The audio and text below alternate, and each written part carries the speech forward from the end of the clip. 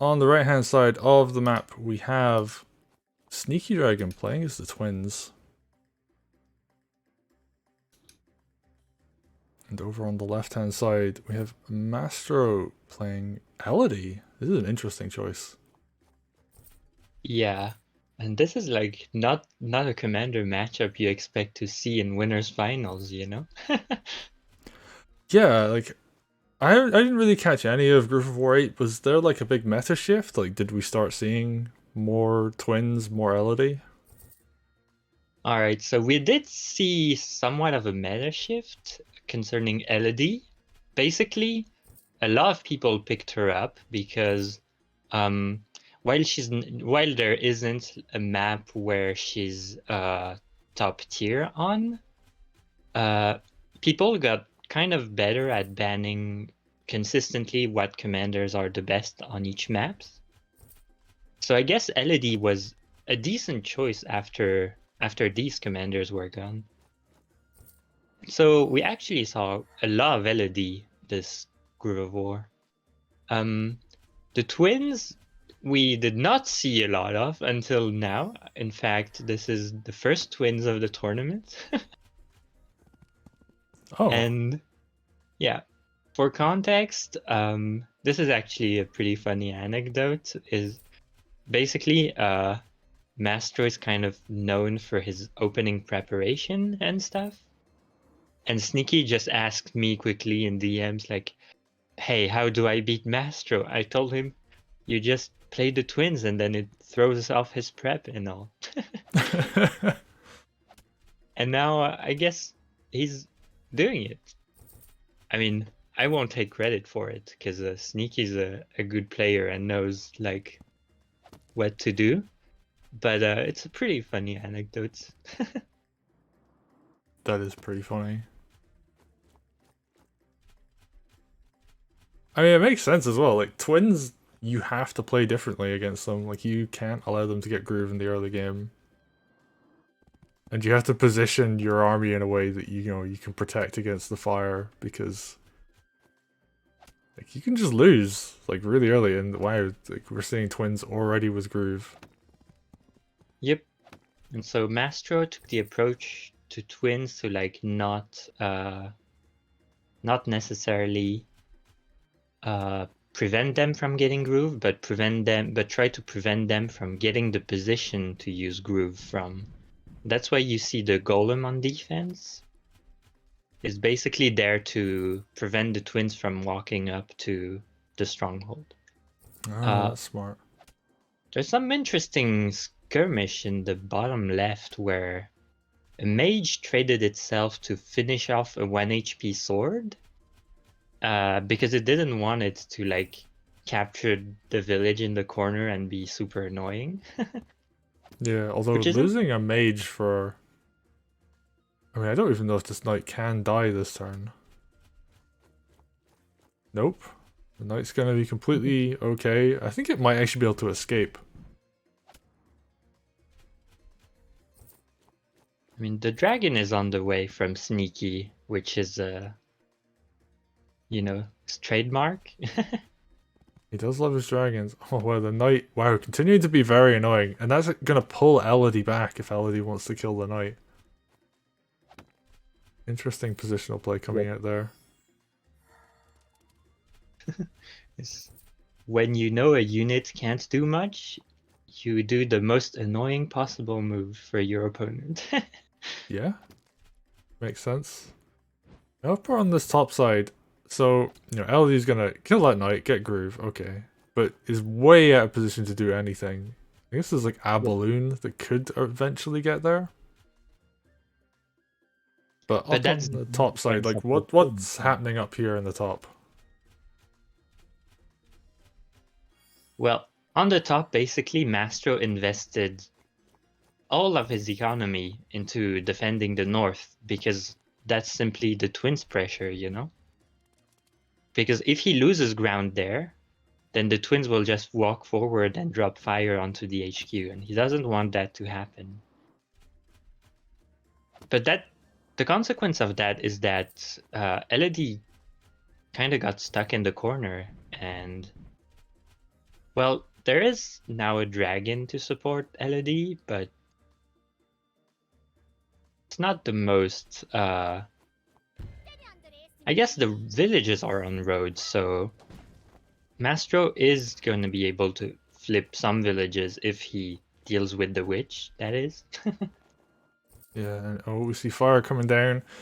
It's on that road tile there. It will, in 3 turns, mean that the stronghold is completely vulnerable.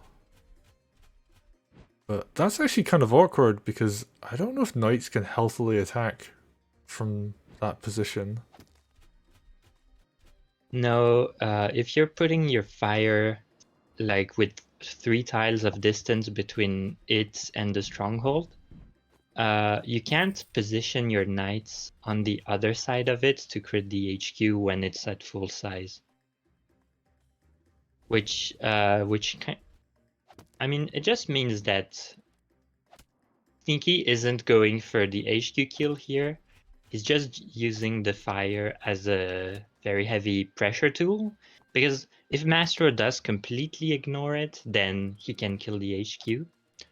But it also gives him some cover to move into this very open area that usually you wouldn't be able to advance into that easily, but Sneaky uses the fire to make it work.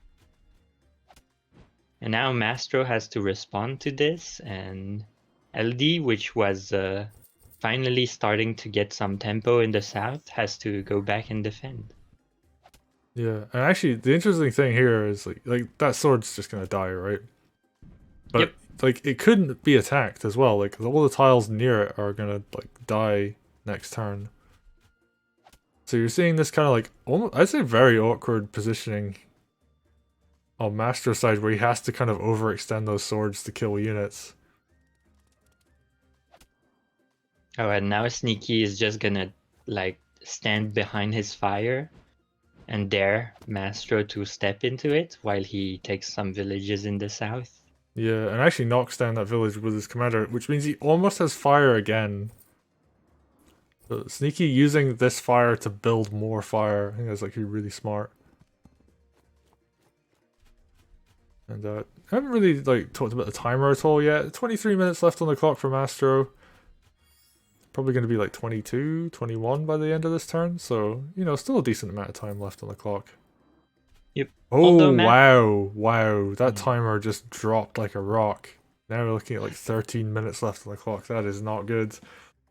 Yeah, Mastro is one of the players that can have some problems with timer, and we're seeing a bit of that here. Although Sneaky isn't that high either.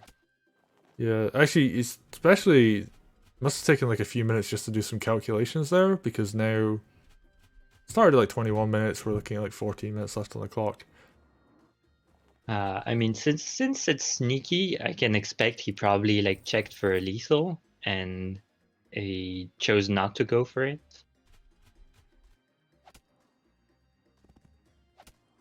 Oh, are we gonna see? I was gonna say counter lethal, but there's nothing quite like that here.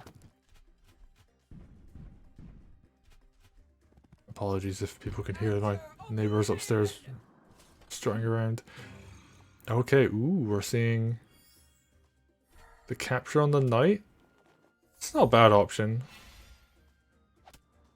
Yeah, and at this point, like, you're low on timer, so you don't want to like hold the groove forever and then have to calculate every turn if you can afford to steal something. And I think neither player are really in position to close it out unless Sneaky uses the fire well. Yeah, or, you know, there's a couple witches here. We could see some kind of surround come in. There are balloons as well. Are we But there gonna is a see? need to get Elodie out. Yeah, that's true. I guess like potentially like witch hex the mage, but oh, nice kill there. Oh, actually, that's a really good surround.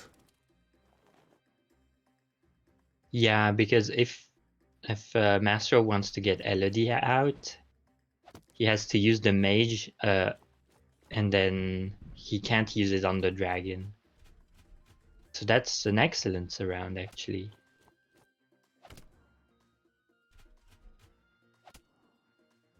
Okay, Very, very good Elodie. I play can there. escape for now.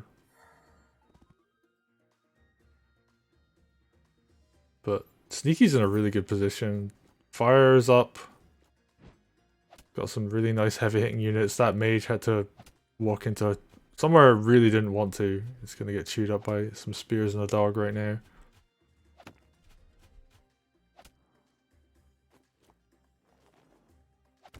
Sneaky's just gonna take out a ton of units. Yeah, Sneaky is marching forward, and that's like one of his biggest strengths is how efficient he can be at sustaining an offensive, like he's doing right now. And he's really scary when he gets going.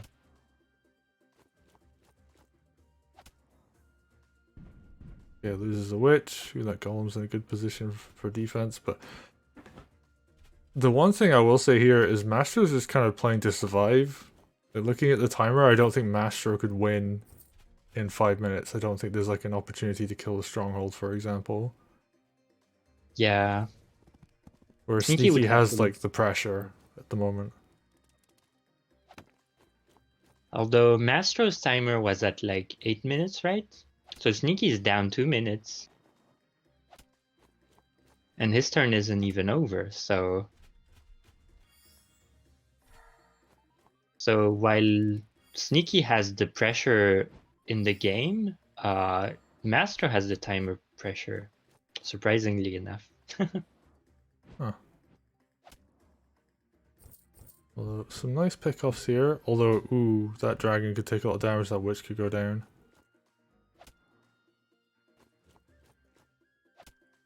Yeah, I'm not sure about that dragon, but it might be I gotta make moves move, I guess. Yeah, that's true. Could just be timer pressure coming in.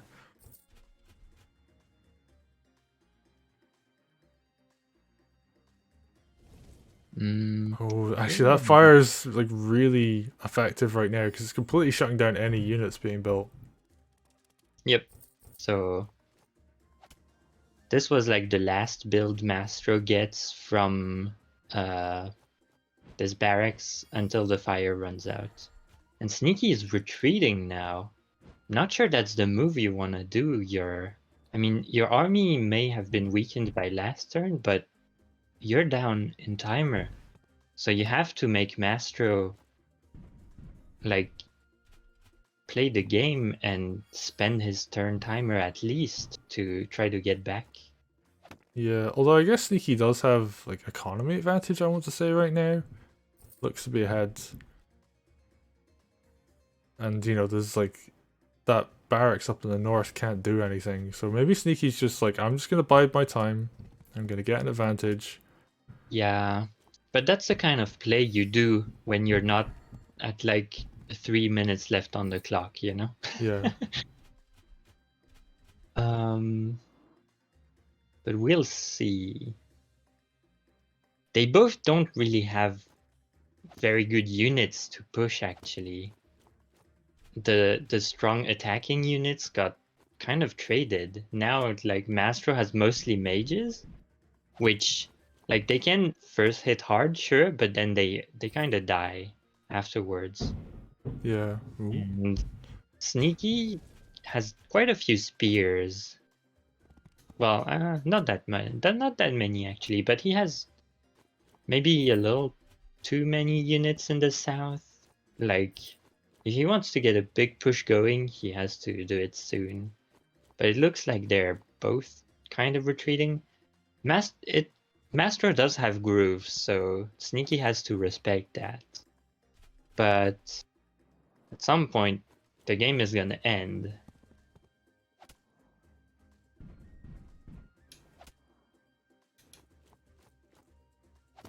I'm really confused as to like what the game plan here is.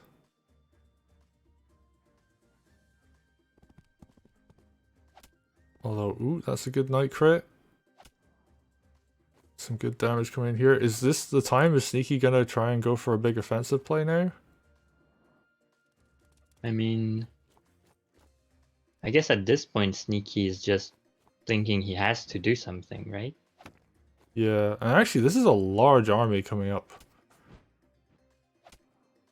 Oh, good hits and actually good kills Ooh, on these mages. That dragon is yeah, completely unopposed now. Mage is really good to get. Now Mastro doesn't have a mage south. So this dragon is gonna chew up some stuff. Yeah, it could like freely go for hits on that golem. Yeah, and Mastro protects his HQ from the dragon. Yeah, I mean he's forced to. There's no other choice. And this is really coming down to the wire. This is like a minute and 20. Ooh, wow, nice hit though. Ooh, other good hit. Go for it. Oh yeah, actually this is really smart. Like Sneaky's just like, yeah, I can go for this. And Yeah, has to go for it. Mastro just lost his mages last turn. And actually, yeah, that newly built one can't even reach. And even if one dragon went down, the other one would still be able to kill the HQ, so that's checkmate there. And Mastro has nothing left to do. I guess a capture can come in, but I don't really know what it could capture that would make a difference. Oh, trying to go for the commander, but there's no follow-up unit. Yeah. And Mastro taps out. Sneaky taking game one in a very unique way. I don't know how I feel about that pullback and forcing Mastro to come in, but it did work. Yep. And you look at the results screen, it says SneakyDragon won, so... I mean, yeah, if it works, right? You gotta go for it. And I'm just gonna bring up the stats. Let's hope this works. I might need to quickly refresh all of these as well.